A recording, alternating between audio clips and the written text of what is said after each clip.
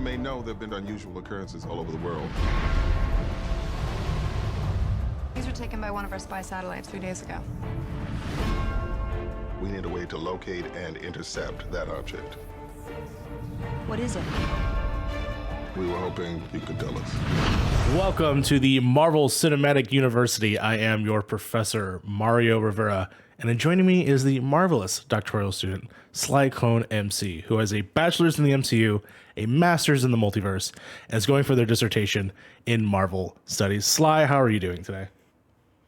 I am doing fantastic. I'm so excited to be here with you today. You said the thing. I just say the thing. Thank you.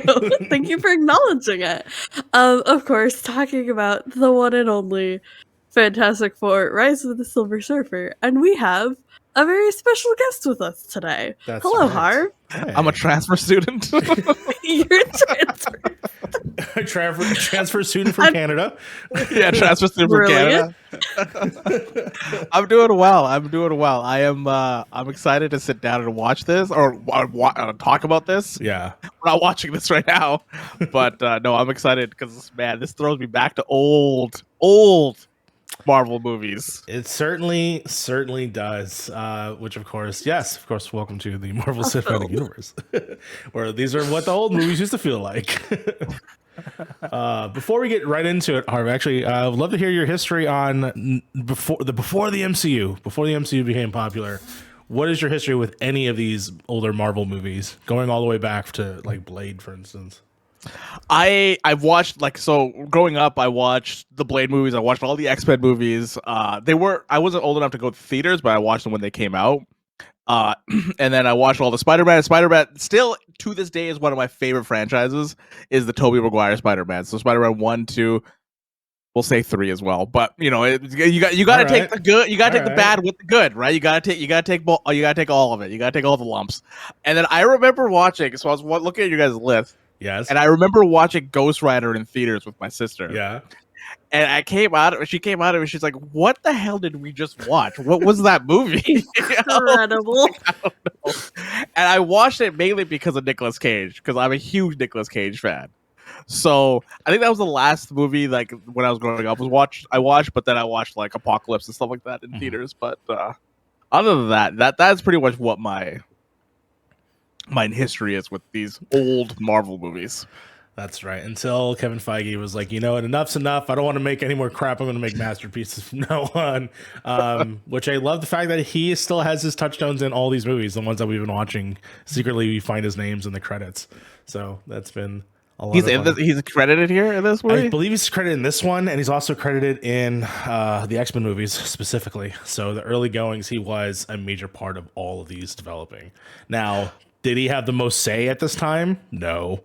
Not even you could tell. Yeah, but like for instance, he's part of one of our worst movies that we've talked about on here, The Punisher. I think his name's also somewhere hidden in there, but there's a lot of things going on with that one. Yeah, but he's also part of some of the best ones. So that's here or there. But let's go on and move on to our first class. Of course, we're going to go into history class. This movie, of course, is Fantastic Four, Rise of the Silver Surfer, 2007. So this is when the movie, of course, came out. It is directed by returning director Tim Story, who obviously directed the last one. It is written by Don Payne, who did the screenplay, Mark Frost, who also worked on it with that and also the story, and John Sherman, who also did the story. The other two things I did want to mention, though, that I noticed in the credits was this movie's also produced by Mr. Christopher Columbus and Mark Radcliffe, which, if you don't know, Mark Radcliffe, if I'm not mistaken, is Daniel Radcliffe's father, who is responsible for him being in Harry Potter, and Christopher Columbus directed the first two Harry Potters. Oh, that's a cool connection.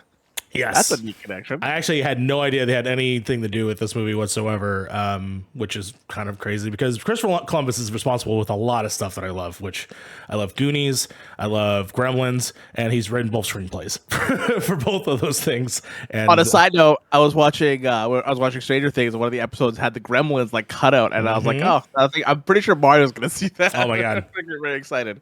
I can't. Well, eventually, yeah.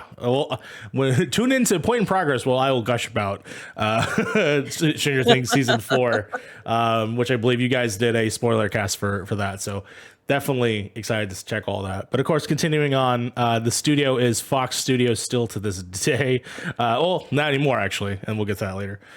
This movie stars Jessica Alba, Chris Evans, Lawrence Fishburne, Michael Chiklis, the dude who plays Mr. Fantastic because I can never pronounce his name, and so much more. So again, very excited to Carrie Washington's in it as well. Carrie Washington is in it, yes. Which she's returning from the last movie as well, which is very cool. The police detective from Brooklyn Nine-Nine is in it, and many others. A lot of people that were also like in the like MTV era. There's a few like little cameos, or like the lady from E is in there. What's his face? Nick Lachey's wife is the Human Torch's date to the wedding. It is so bizarre. Ooh. Oh, the first wedding. Yeah, the first one. First wedding, Not the second wedding. The first one. Not the second, the first one. Yes, the There second were one. like 5 weddings in this movie. It's hard to keep track. Yes, the second wedding when the guests were just people from around. They just showed up. Yeah, it's just like, yo, you want to be in a wedding? Yeah, it's like, all right, cool. We need people to fill the background. Where can you stream this? I think Sly put you can't because it is available. I just put that. Yeah, it's available to rent if you would like to rent it. It used to be on Disney Plus, but I guess at a certain point, it looks like In they took Canada. it out. Oh. Disney Plus. It's in Canada. Disney Plus. So Disney Plus, it was on Disney Plus until December is what I researched. And so they took it out. So that sucks because we saw that during our planning and we're like, all right, great, it's going to be in Disney Plus. Don't worry about it. But I think all the Fox movies are still in Canada for Disney Plus. there's a few that are still thankfully on the Disney Plus for us to watch because we got to catch up on the few that are there. But yeah, we'll see how that goes going forward.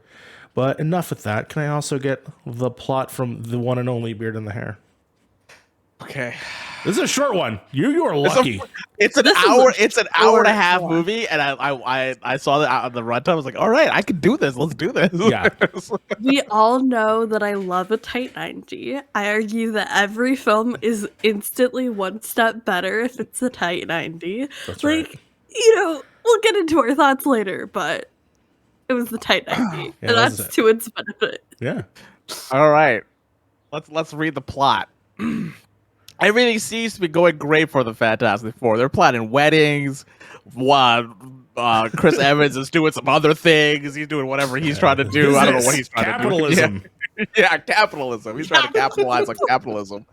And the thing is just there, Reed and Sue are finally getting married, and things couldn't seem better. I mean, she's pretty bad though, right? She's pretty bad for the most part. For like the first 40 minutes, she's just bad in this movie or disappointed. However, when a mysterious Silver Surfer crashes things, they learn that they have to deal with an old foe, the powerful planet-eating Galacticus. Abbott Kazan. There you go. Shout out to Amit Kazan for that succinct IMD plot. Usually they are much more much longer. Harv. Harv. You got a very nice one. It's This is the point where you guys get the actual plot. So on the show, we steal the plot exactly from IMDb, which is provided by a user. And so we read it verbatim from the user, and sometimes they are wordy, opinionated, and just ridiculous. You got the shortest one so far. No opinion on this one. Just straight to the No point. opinion. No, straight up. Well, he says that everyone's going great, so who knows? Of course. And then we have the comic characters of Galactus, Dude, Silver Surfer, and the Fantastic Four. Yes, that is of course them. So we go on, we finish our history class. We're going to move on to what we call the Stanley Seminar, where we're going to go openly talk about the film. And Harv, I'm going to give you the honors. I want to hear what your thoughts, because you're the one that actually volunteered for this one specifically. And so I want to hear. I'm trying to remember why I did that. Why? But Why? Okay, I'll tell you exactly why you did it. You said that if you volunteered to watch that one, it might make you rewatch all of them, and you wanted to be forced to rewatch the Fantastic Four movie. That's why you agreed to it. Oof. Oh, well, that did not happen. But this movie is one of those movies that I feel like is stuck in time. where I really don't think that it can go forward and like make it look good, because like the CGI looks fucking terrible in this movie. It looks so bad. But again, 2007, how much can you really do with like how much technology you have at that time? Barely anything. Yeah, that's what I was gonna say. Barely anything in this movie is practical. Everything is CG, and the amount of sponsors that this movie had, like I think that was the whole reason why this movie got released, is just how many sponsors it has. At one point, placement was egregious. At one point, Chris Evans is just a walking billboard of just sponsors. Yeah, which is a reference to the first one. Capitalism, baby. Capitalism. But like, I don't mind that dynamic between the four of them, really, because like when they start switching powers and stuff, that was kind of fun. You know, like how they would act, like if like Sue had Human Torch powers, if the Thing turned into, you know, had the fire powers. It's kind of a cool concept. It's a really, really cool concept.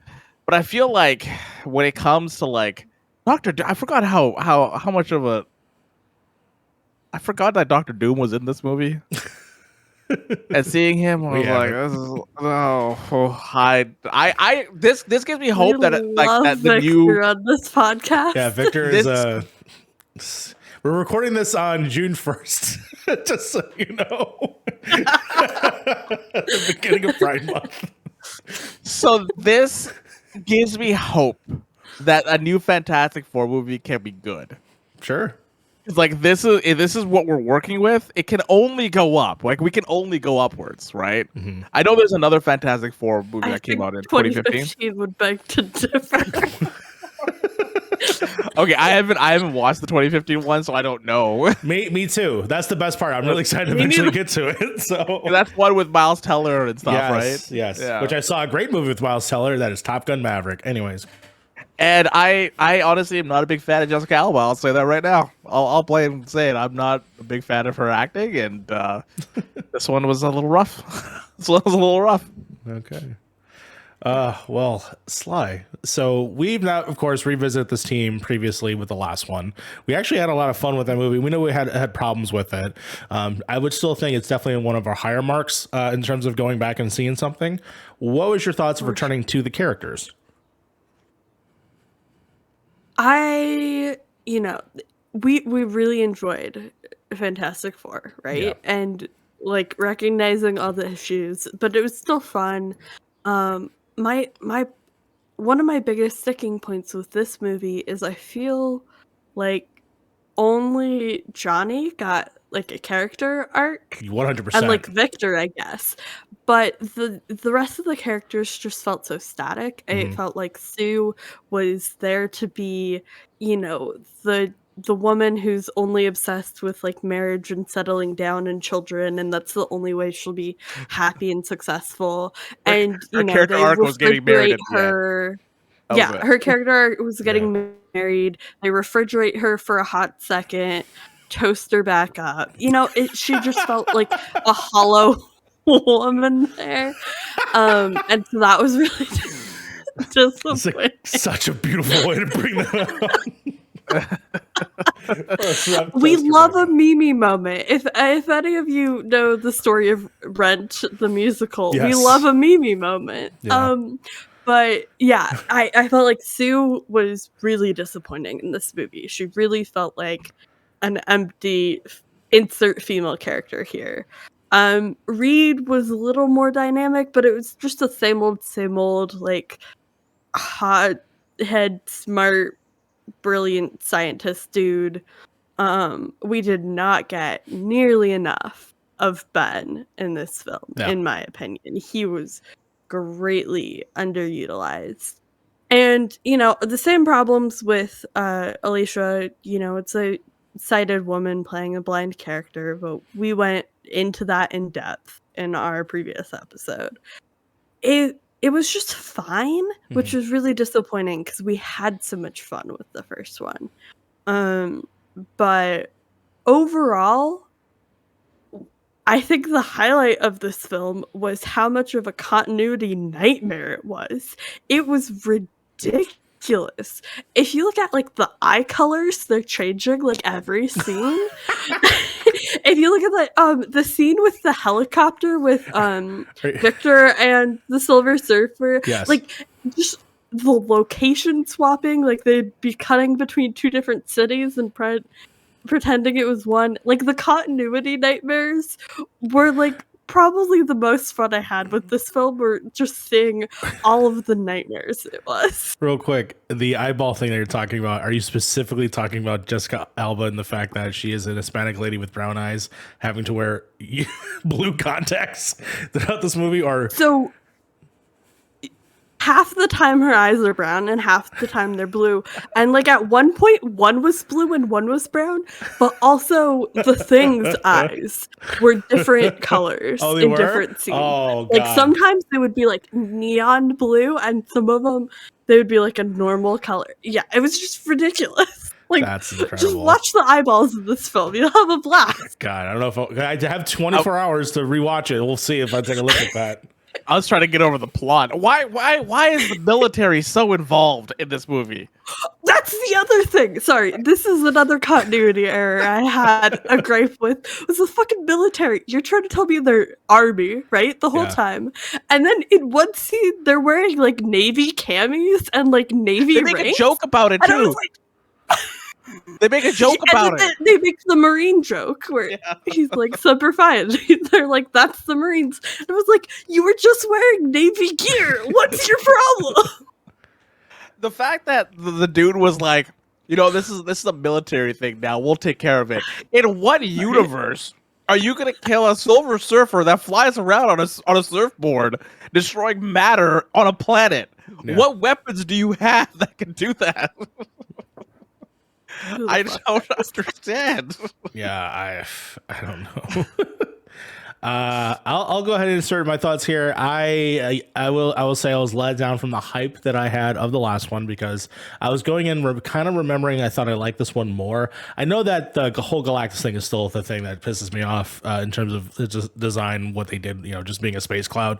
But I figured that everything else I probably hopefully have a good time with, like the character dynamics in terms of the core four. Victor coming back, I knew that was going to be fun, and then I know I love the Silver Surfer. I was disappointed the fact that I feel like the dynamics just fell off this time, even though it literally was just them just doing very mundane things for a majority of the movie until finally they get involved. And I don't know, it's weird. This movie feels like it needs to be longer, but I'm glad it's 90 minutes, because if I had to suffer through any more of it, I don't know if I could handle it. But the aspects that I want to say that are good, in my opinion, are everything having to do with Lawrence Fishburne and Doug Jones as the Silver Surfer. To me, he is my favorite character in the whole movie. He's the hero of the movie. I adore him so much. I very sad that we never got the solo Silver Surfer movie that was promised after this movie. But ultimately, that is the extent of it. I think that like I said, even though we love a good old Mr. Fantastic Von Doom eye fuckery, there's only one great scene of it, and there was a great scene. Yeah, and it was wonderful. I wish there were more, but there's a scene where Victor Von Doom Cuddy's up next to Mr. Fantastic, and they're looking at the screen, and I just swear to God, I want to Shotgun McFain, if you're still making videos, please cut them staring at each other, but add sexy music to it, because it looks hilarious. But yes, other than that, Sue Storm, very much has very little to do, sadly, in this, and it shows. I really wanted more from, I think, what we got, but just felt at the end of it. That's the thing. I like the dynamic between the characters, but that can only make a movie go so far, right? You can only do that for so long before you're like, all right, what's the next part of the plot? And I do agree that Silver Surfer is probably one of the best characters in this entire movie, because he actually has motivations, other than a wedding. So it's nice to see that he has somebody that he cares about, that is he's doing this because it's not his choice. No, at the beginning, it's not his choice. So it was good to see some sort of motivation for him. Mm-hmm. That's all you're gonna say? Oh, We also like to use this segment to talk about like the MCU counterparts, if there are any. And I will say that the movie that finally convinced me that Quicksilver and Silver Surfer are not the same person. 'Cause I remember, I remember back when I first started this Marvel journey, right, with WandaVision. Yes. Before WandaVision, I had only seen like the Guardians movies and Age of Ultron, and that was it. But I barely remembered Age of Ultron. I watched it in theaters, right? And so I'm sitting down to watch WandaVision, and I remember being in our Discord server talking to y'all who had already seen up to that point, and I asked who Wanda's brother is. And I think it was Fee or somebody said, like, oh, he, like, he's the one who died in Age of Ultron. And I went, Silver Surfer? And everybody's like, no, Quicksilver. And to this day, I still, like, can't keep them straight until this movie. And I was like, I get it. I see the difference now. One's a cosmic entity, one's a dude that runs fast. Yeah. Very nice. One guy destroys planets.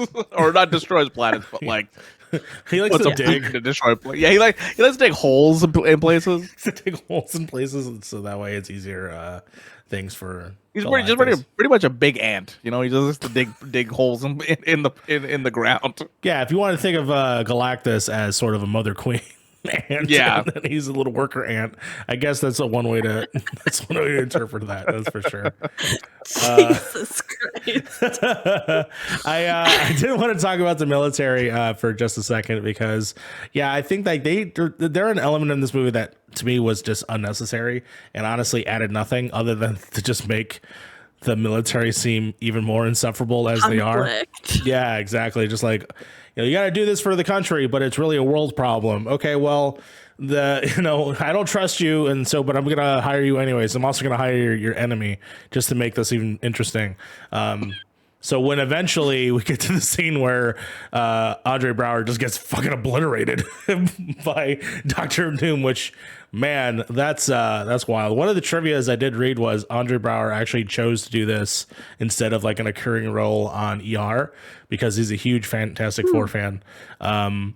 I don't know if he knew he was going to get fucking obliterated like he did in the movie, though, which was honestly, maybe it was just like an honor, just to be obliterated by Dr. Doom. It's kind of cool. The CG looking really, really bad. It looked really bad. He looked like I would let Dr. Doom obliterate me.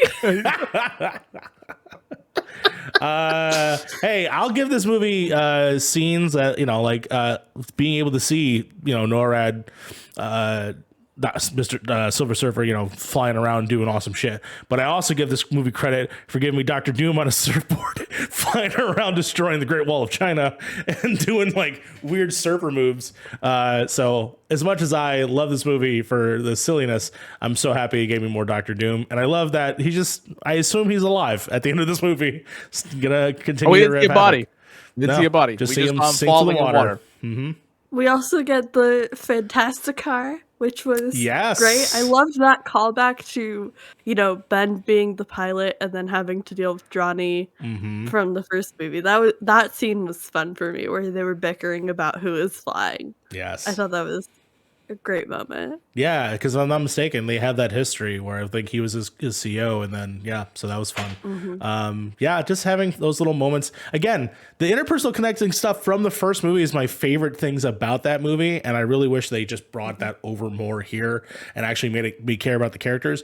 The reason why I love the first one so much is the connected history with Mr. Fantastic and the Thing, right, and how he feels about what he has done to Ben and his journey to try and fix him. They totally just forgot about that. Like, he just totally accepts now that he's the Thing, which I guess is cool in some aspect, but also you'd think you'd still want to have an ongoing thread of like, how are you going to help me? In some or at least way. Like affect him more when a little bit. Yeah. Well, I mean, you would think it'd affect him more once he like switched powers with with Johnny and be like, oh look, I'm like a normal person now. Like, it would affect him more, but it just kind of like brushed off as a joke, just a joke at the end of it. Yeah.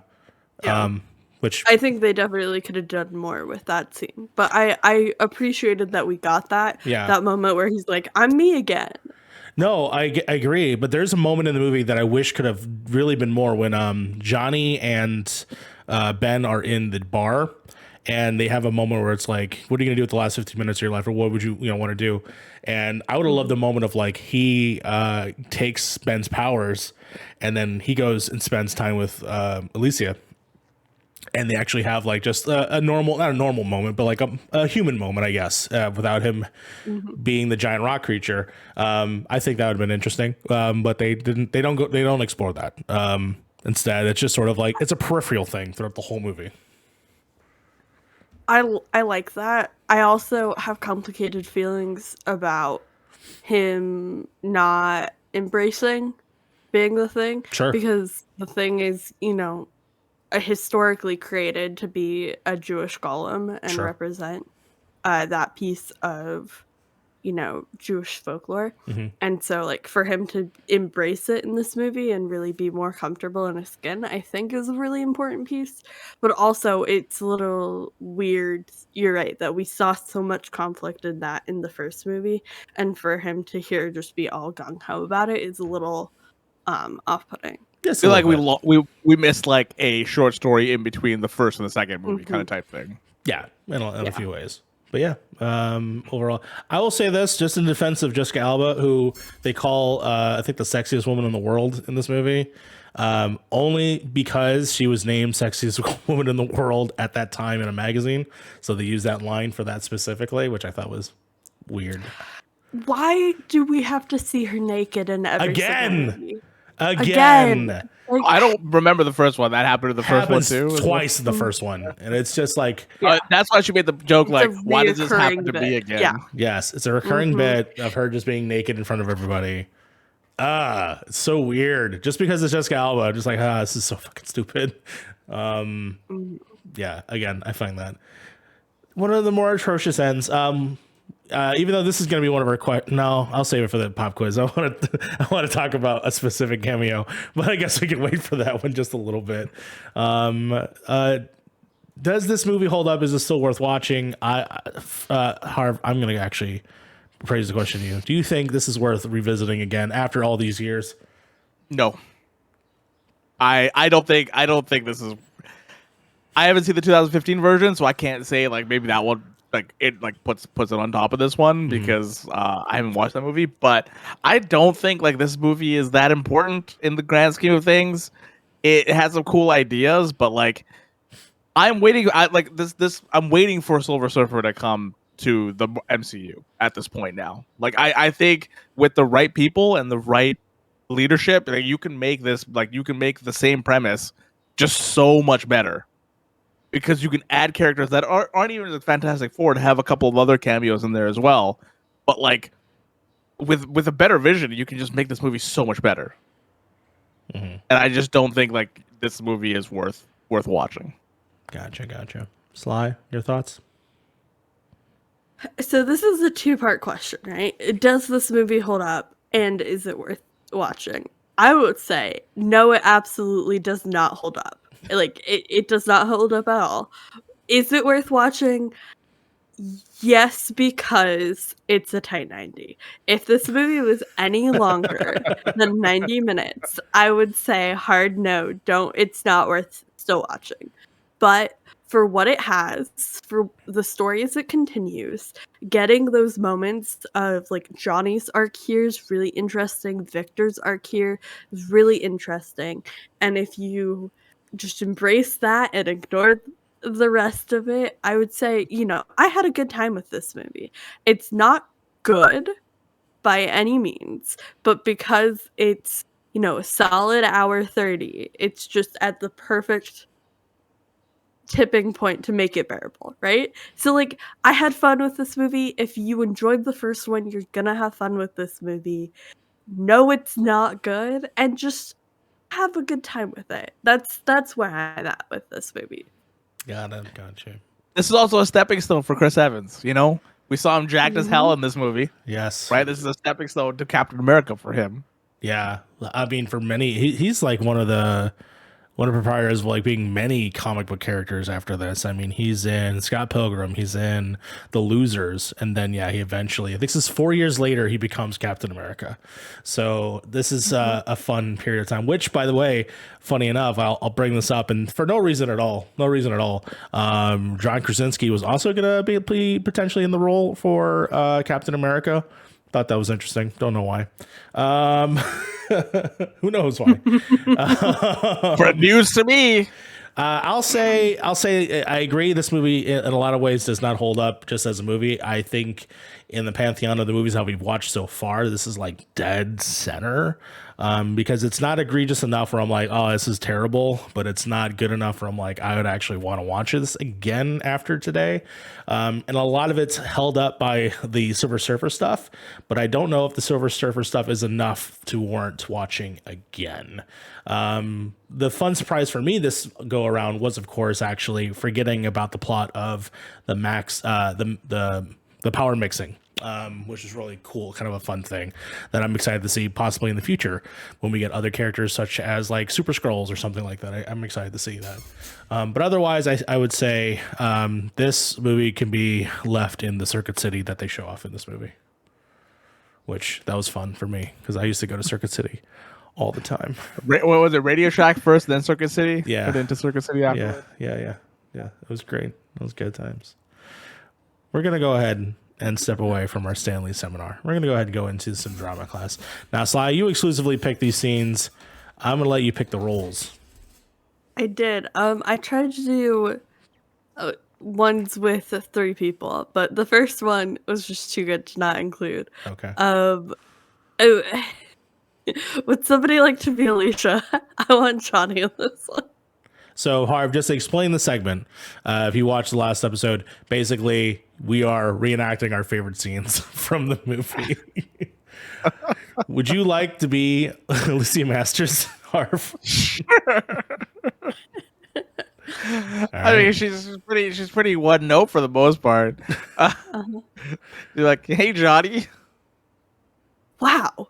Does that always amaze anyone else? How did you know it was me? I didn't say anything. Well, to be honest, you kind of smell like ash. This is at the very beginning, right? When she's putting the flower on the thing. Yes. For the first wedding. Yeah, the first wedding. The first wedding. Or Yes. technically the fourth. I don't know. Whatever. Yeah, even so. That scene is interesting. I mean, I will say this. I'm not the person to say this, I guess, but I felt offended for Alicia for the majority of this movie. There's a few lines that Johnny says specifically that I'm like, man, you're pushing it. You're pushing that hard. Like, I don't know. A little off-putting. Yeah. We'll say that. All right. Who would you like to cast in this next one? You're giving me too much power because I'm just going to pick my favorite people for me all the time. Of course. Mario, why don't you take Reed, and Harv, you'll take the General. The General. And I'm Victor for our lovely audience. Now let's be clear about this, shall we? I hate you. All of you.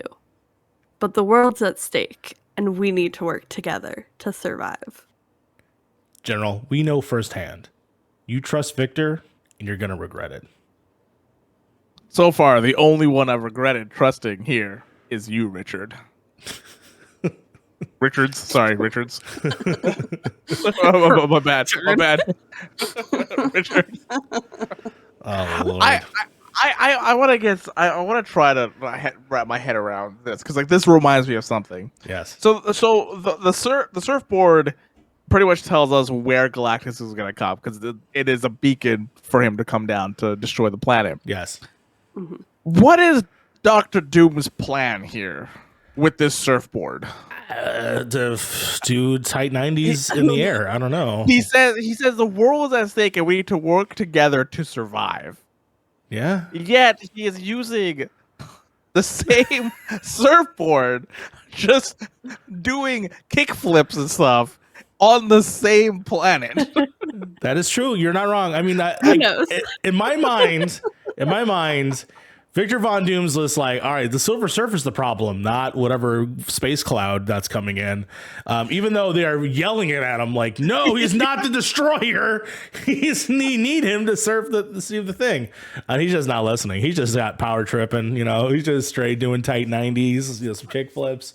And then, he's having a good old time. You got a good wave, dude. You got a good wave. You got to ride the wave. You got to ride the wave. That was a sick, the spin he does. And then he does the fires in the water. Like, I thought that was cool. That was cool. This is a good one. I like this one. Can I be Johnny in this one? You want to be my... Yeah, go for it. All right, ready? A Hemi? Of course.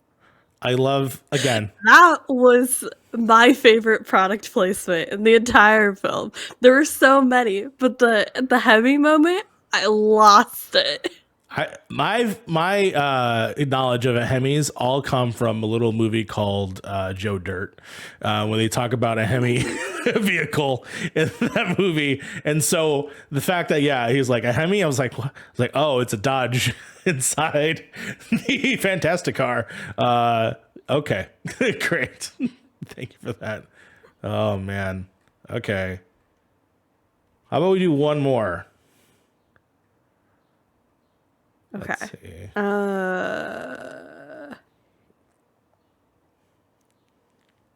Let's do the last one then. Okay. Three of us. Okay. Who you want to cast in this one? Good question. Harv, you haven't read yet, so I'll give you that one. Yes. Or wait, Mario and I have both said Johnny, so Harv, you get Johnny. Never mind. I'll take Reed, and then Mario, you take Ben. Okay, sounds good. I could catch him, but he's too strong for me. I could wail on him, but he'll see me from a mile away. It would take all four of us. Or maybe one of us. We don't know what it would do to you. Let's not make this about me. There you go. There's the character arc right there as well, by the way.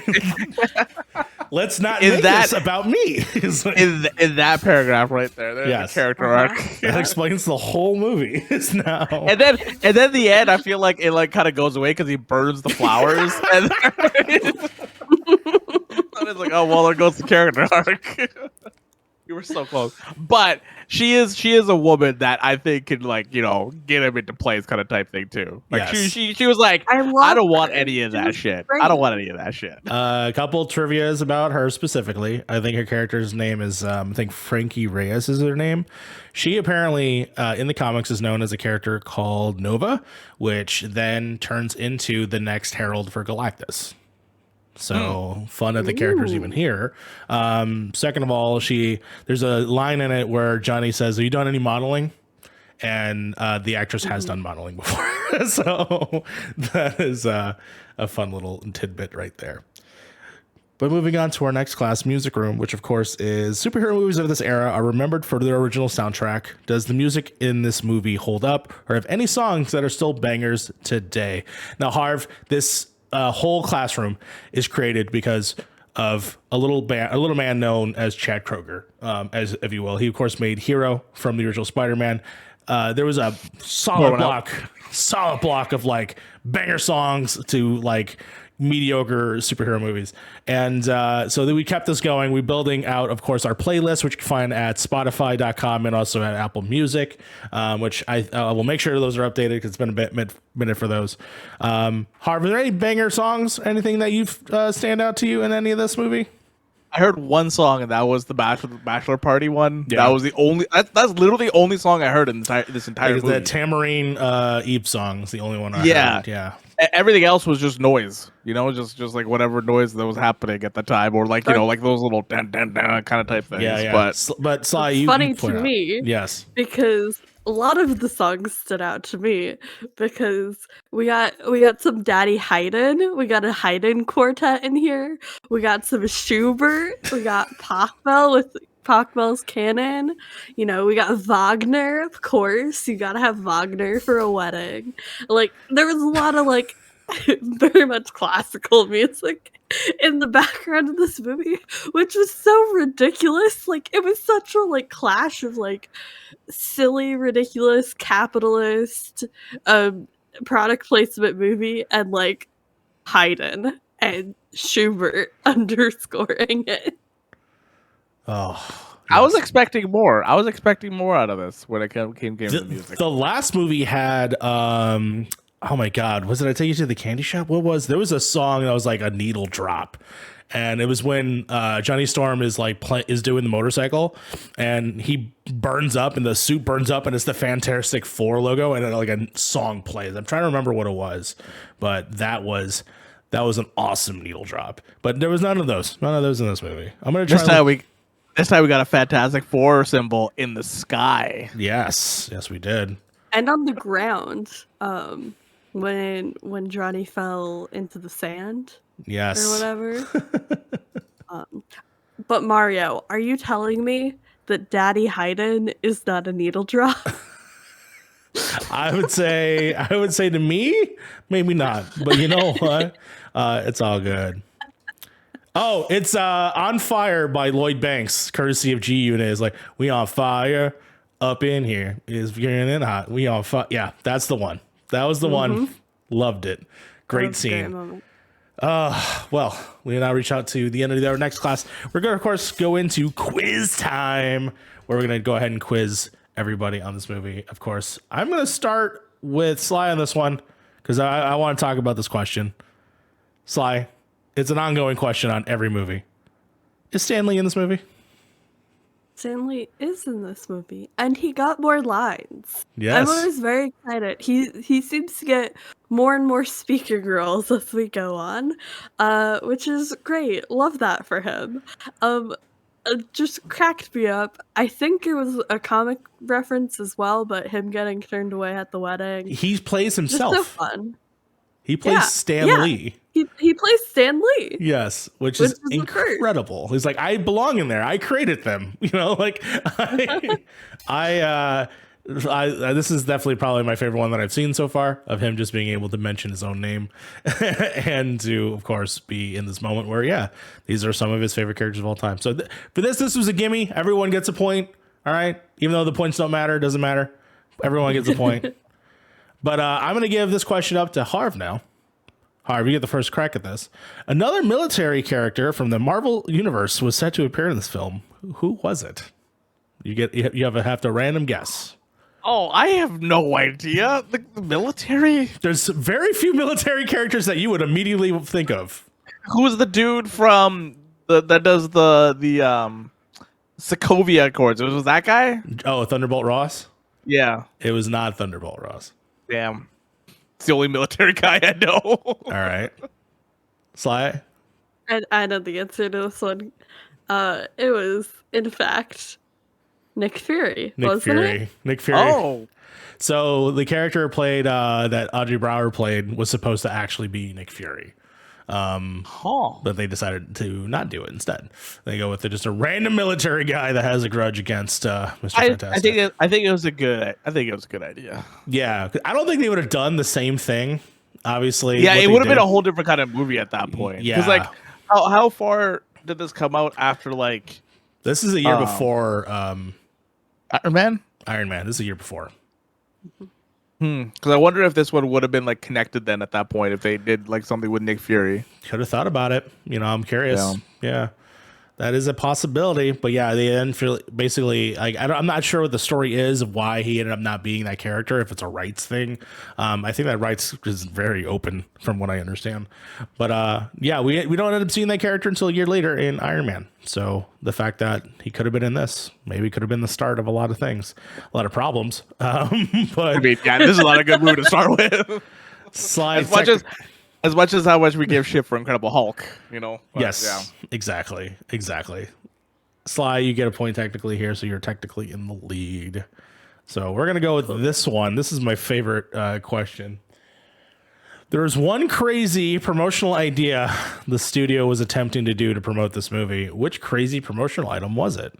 Was it A, or 1, Silver Surfer condoms, 2, Silver Surfer quarters, 3, Silver Surfer vacuum cleaners. Number 4, Silver Surfer IMAX. Sly, I'm gonna let you answer this one first. Give it to Harv. Harv? Harv's the guest here. Harv? I want to say condoms, but like I could be wrong on that one. It was either that or IMAX, one of the two, right? Could be. Maybe. What's your final answer? That's what I'm going with. I'm going with condoms. Okay.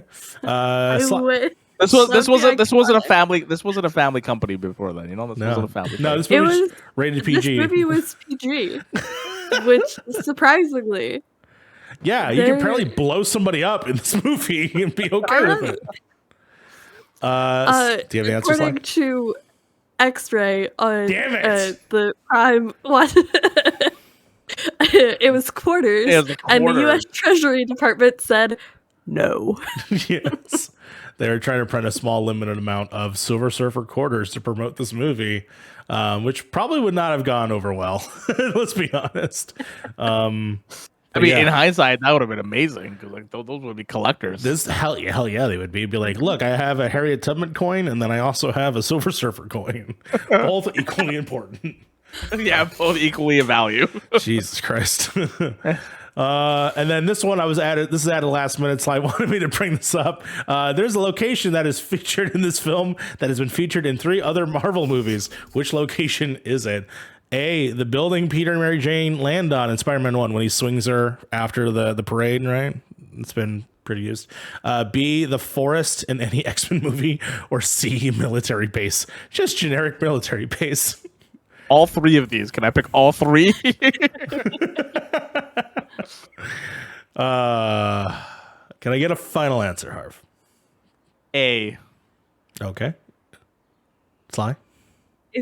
I'm going with B because that forest looks like the same exact forest from the first one, and it looked very similar to the forest from X-Men. It is in fact B. It is the same forest in all 3 movies, which are 3 different locations all in one place. It's crazy. It's the scene where I think Wolverine fights Sabretooth. It's also the scene in Alkali Lake. It's also the scene where the mutants meet up in Seattle. It is in fact the forest. Sly, you did a clean sweep this week, so you get the gold star. I will be very honest, this is not sponsored at all, but I did rent this movie on Amazon, and it's the only reason why I knew any of these answers. The X-ray. The X-ray. I watched it. I watched the same thing. Yeah. Incredible. Yeah. There we go. Okay, I have to make sure that I rent from iTunes. No, well, it doesn't matter. It won't matter for me because I looked these up on IMDb. These are all on IMDb. Wow. Okay. Well, we're going to go up. We're going to close out a fun day of school. We're going to go back to our homerooms before we take off for the night. Of course, Harv, please tell me your final thoughts. What is your final takeaway of this movie? I have a question before I get to that. Absolutely. Is Galactus in the MCU right now? Or has not been in the MCU. Like there is no mention of Galactus in the MCU at all, right? Nothing. I'm thinking of Egon. Ego. Egon is from Ghostbusters. Yes. That's that's thinking of Ego because he devours planets too, right? To stay alive. I guess so. Yeah, and their version of it, it's kind of what he did, if I'm not mistaken. Yeah. But I still think that we will eventually get Galactus. The other thing was they called him like the Destroyer of Worlds. Yes. Which isn't not what they called Dormammu in Doctor Strange. I think every villain is sort of the Destroyer of Worlds. Every villain is Destroyer of Worlds. Also, Saturn is gone, by the way, in this universe. Saturn is just gone. At least the ring is gone. Like the ring got like moved into dust. They also call Quake in Agents of S.H.I.E.L.D. Destroyer of Worlds. The end, right? I mean, they also call the Gozer, the villain of Ghostbuster, is also the Destroyer of Worlds. So it's like every villain, if you are powerful enough, you are a Destroyer of Worlds. Vecna from Stranger Things, definitely a Destroyer of Worlds. I just, it's those 3 words together, Destroyer of Worlds. It just sounds really, dope really as cool. hell. If you get the title of Destroyer of Worlds, you are a force to be messed with. Yeah. Yeah. My end Life thoughts. Yeah. My end thoughts of this movie. Glad, like Sly said, I'm glad it's a tight 90 minutes. I was very, very happy about that. Um, as much as I like the dynamic between all the characters, like for like that little, like it was pretty much for like 10 minutes, if that.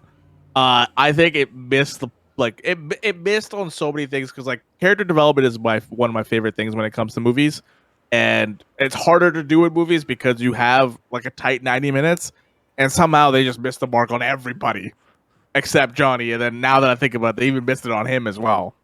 Like the only character that went forward is that Sue got married, so she got what she wanted at the end of this movie. There you go. But But they didn't retire. So They didn't she only retire? got half. no, Well, you know, no. maybe she learned to compromise, and that's her goal. She said like we got to save the world, and then I've now already forgot her husband's name. Mr. Fantastic. I don't know his real name, so there you go. Reed Richards. Richards was just like, well, what family is normal? And I was like, you know what? You're right, Reed Richards. What family is normal? So What in a the gay end, icon. Gay icon. Gay icon. at the end, and I think Dr. Doom was kind of wasted throughout this movie. I don't think Sure. he was used in a way that he was supposed to, because like when you have Silver Surfer as the villain, I think he's gonna suck up all the oxygen out Yes. because you've already done Dr. Doom, right? Mhm. But bringing in a villain that is even cooler than Doctor Doom, in my opinion, Silver Surfer, Yeah. kind of sucks up the oxygen when it comes to that. But I will say, Silver Surfer, Morpheus / Lawrence Fishburne killed it in this movie. So Love I think he was the standout performer. Yeah. The mixture of Doug Jones and Lawrence Fishburne's voice, I think, was actually really well done. It's like for people that don't know, like for Kenobi that's happening right now, it's Hayden Christensen and James Earl Jones. Terrence Jones putting them together. It's a great mix. It's a great mix. It's a great mix for sure. I have a couple questions for you, and then I'll move on to Sly. First of all, the one thing I'll say that's actually a detriment to this movie is Sly. If you remember, Doctor Doom had a handler in the first movie. He's nowhere to be seen in this movie. He's not the guy that takes off the mask. He's somebody else. Harv, you probably don't remember. Do you ever watch the Midnight Mass show? No, I haven't watched it yet. Do you know who the villain or the main guy is? Like the priest guy? Yeah. He was that guy in this movie, and he's a great actor. And he is totally wasted the fact that he's not in this movie. That's question one. The question two is, now that you've seen this movie, is Dr. Doom a top or a bottom? In your God, I feel like depending on the day, you know, like it's just like one of those things where like, what are you feeling like? Fair enough. But I Which feel is like the Reed acceptable Richards. answer. I feel like Reed Richards would be a top 100%, and then Doctor Doom would be a bottom. Okay. Thank you. Yeah, All right. I would say that. Yeah. Okay. Just the vibe, like the guy started shriveling up when he saw Sue coming in. He's like, "Oh shit! Oh, I'm so sorry. Oh man, I'm so sorry." So I think that proves that he's a bottom. Thank you. So what are your final thoughts on this movie? I will say this was a wonderful way to kick off Pride Month. We all watched this movie like earlier today. Yeah, on the same day. You know, we got all the tropes. We got, you know, Reed and Victor eye fucking. We got like the found family tropes, like all that good stuff. Happy Pride. I do love the like. There's a couple sibling moments with Johnny and Sue that I think are really like nice and fun and enjoyable. But just like overall, this is a fun bad movie. And if that's your thing and you haven't watched it in a while, I definitely say like check it out again, have fun with it. It's not a movie I'm going to rewatch. Like once was good enough. Like I'm sold. Like I'm solid now. But if you don't remember it, or if you're like rewatching everything, like why not? Add it to the list. But yeah, overall I was a little let down. I wish it was better. It definitely doesn't hold up to the first. But overall, meh.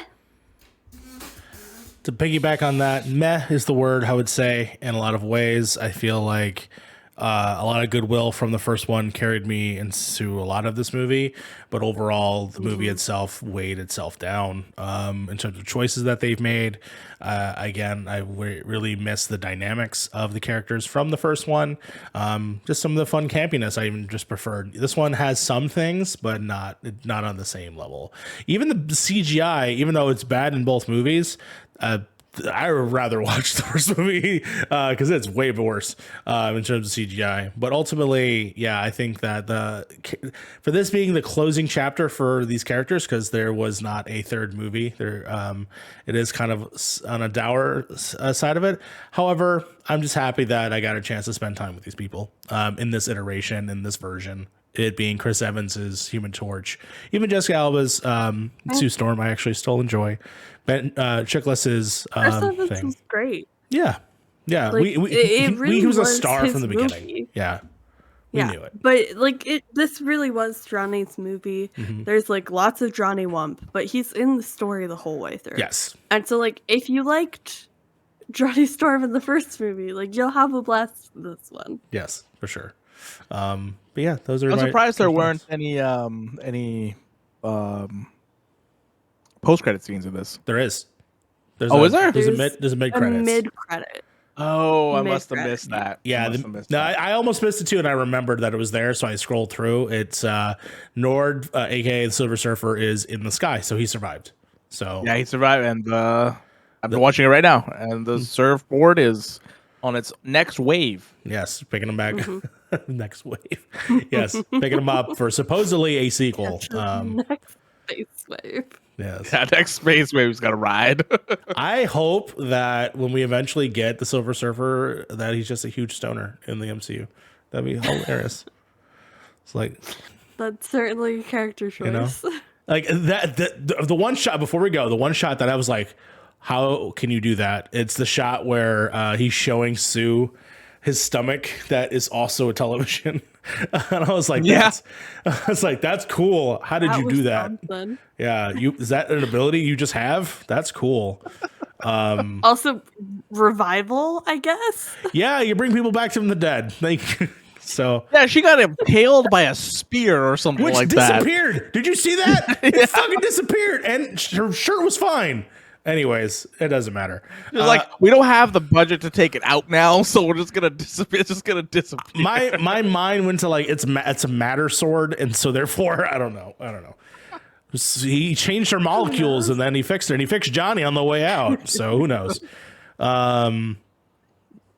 Anyways, that of course has been the Fantastic Four: Rise of the Silver Surfer, 2007.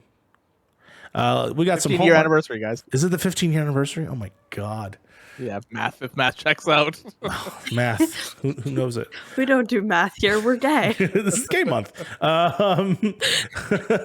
We, of course, got some homework for next time, which, of course, we are watching the Punisher Warzone. That is right. We are returning to the Punisher franchise. And Sly, before you sigh, here's a couple things. It's supposed to not be a sequel to that last one. Supposedly. Oh, thank God. Supposedly. It's supposed to be like one of those like, hey, we're just jumping into it and we're just going to do Punisher story. It is directed by a woman, Lexi Alexander. And it's supposed to be really dark. So well, hopefully these are fun things. So we'll see how this movie goes. You guys have an up here, maybe an up. Who knows if this is gonna be up? Yeah. But your guys' movie after that is a crater. Oh no! And I'm very excited to see what you guys think about this movie. Oh no! Hold on, I gotta look at the list. Next after that is X-Men Origins Wolverine. Oh fuck! Hold on. What year is that? 2009. Damn it! All right. Well, I think that is on Disney Plus. And then, of course, after that, we're finishing off our first season with Ghost Rider: Spirit of Vengeance, and that we'll take a break, and then we'll come back at season 2. Basically, we're ending the seasons based on the decade, so we'll be going on into season 2, which, of course, good movies ahead there. I'm very happy about that. So yeah, it seems like everything out in season 2 you guys are just good movies, like good, like middling to good. That's what it seems. Yeah. All right. Well, that's very good. Harv, where can people find you on the internet? And what have you been doing these days? You can find me at Beard in the Hair pretty much everywhere. Beard in the Hair Gaming on YouTube. We're uploading on Point in Progress. It's already uploaded. It's gonna be live and it'll be live today as we're recording. Yes, but you can listen to it. I think this is going out tomorrow. Is it going out tomorrow? This is coming out next week. Yeah, next week. Mm-hmm. Yeah. So the Stranger Things spoiler cast that Fee and I did. Other than that, I've been working on the whole thing for my channel for Stranger Things as well. But probably another review coming out on Pip at some time pretty soon here. So very cool. And of course, you can check out your streams over there at Beard in the Hair every time. Twitch.tv/Beard in the Hair. Yeah. Playing a lot of Evil Dead. Playing a lot of V Rising. Yeah. Today I started Inscription, so I'm very excited. Oh my god, yes! I might be in your chat watching because that's a great game. I'm hoping to finish it. I'm doing it today and tomorrow, so I'm hoping I can finish it in 2 days. You can do it. Sly, where can people find you on that? You can find me yelling about 911, and we're a hiatus for 911, so we're doing other stuff, but all kind of centering around fandom. On Thursdays with JJ on TikTok Live. You can find me yelling about video games on Point in Progress, and you can find me yelling about Marvel, MCU, and other pop culture on Wolf There the After Party. Very awesome. And of course, you can find me here at the MC University every other Wednesday. You can, of course, find me at the Model Citizen Show, which hopefully we'll be recording our next episode, which is going to be episode 4. We do have a video out right now called Max's Monthly Music Mission. It's a fun title where boys like to recommend him new music that he hasn't listened to because he is a crusty, crackery white boy who doesn't listen to a lot of stuff, and so we often try and develop his tastes. But overall, you can find me there also at Night Mute City. We're about to kick off some E3 stuff very shortly, so if you like video games and or Marvel stuff, hey, that might happen. So definitely check us over at the Point in Progress Twitch.tv link, and also at the YouTubes at youtube.com/Point in Progress. So with that, class is in session. No, class is dismissed. Class is dismissed. Class is dismissed. All right, guys, Wolverine, let's go. Oh God.